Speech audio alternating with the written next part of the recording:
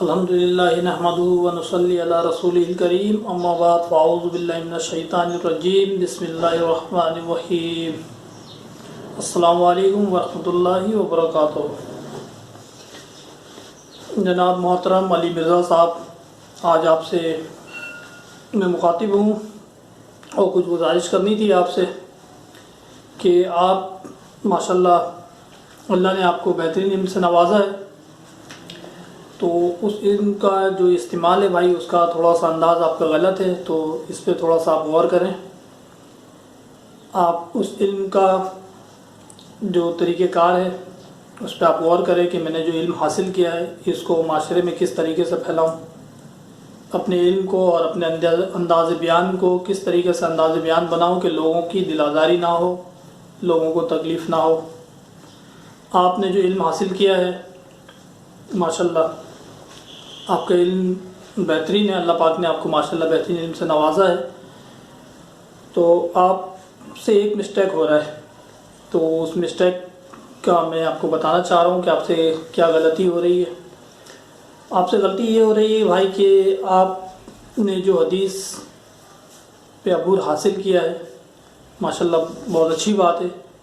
تو آپ نے حدیث پہ عبور حاصل کرنے کے بعد حدیث کو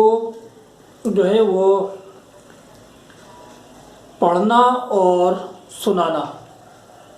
اس دو چیز پہ آپ نے زیادہ عبور حاصل کیا ہے، تو آپ سے ایک مسٹیک یہ ہو رہی ہے کہ آپ کو پڑھنا سنانا کے علاوہ اس کو خود سمجھنا چاہیے، تو یہ تھوڑا سا مسٹیک آپ سے ہو رہا ہے کہ آپ بعض حدیث کو شاید سمجھ نہیں پائیں۔ تو ایک سمپل حدیث ہے وہ میں آپ کے سامنے پیش کرتا ہوں،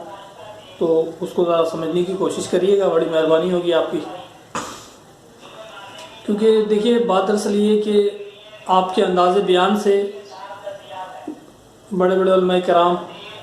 اور مفکرین اور بزرگان دین ان کی دل آزاری ہو رہی ہے، اور آپ کو بھی اس بات کا اندازہ ہے، تو آپ اپنے انداز بیان کو تھوڑا ٹھیک کر لیں، آپ لوگوں کی اصلاح کریں، بیان میں مزاح پیدا کریں، لیکن کسی کا مذاق نہ بنائیں۔ مذاق کسی کا بنانا اچھی بات نہیں ہے، کسی کا مذاق اڑانے سے ان کی دل آزاری ہوتی ہے۔ بڑے بڑے بزرگان دین ہیں، علماء کرام ہیں، قابل احترام ہیں،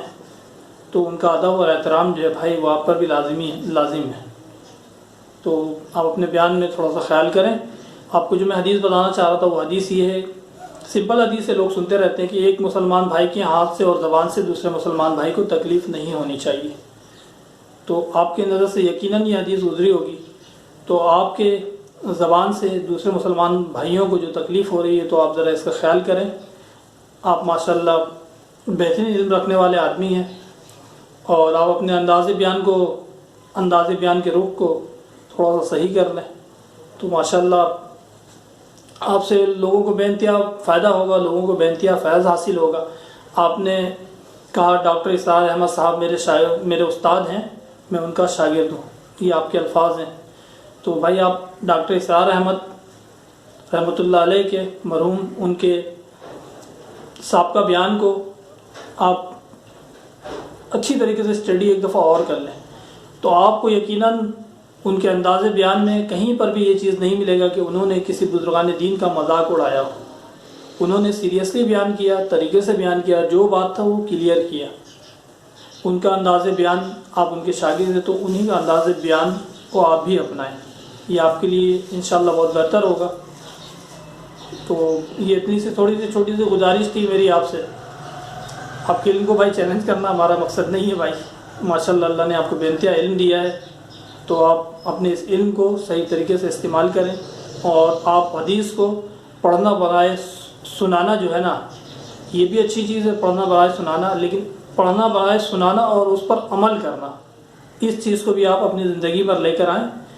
اس حدیث کے اوپر آپ خود بھی عمل کریں،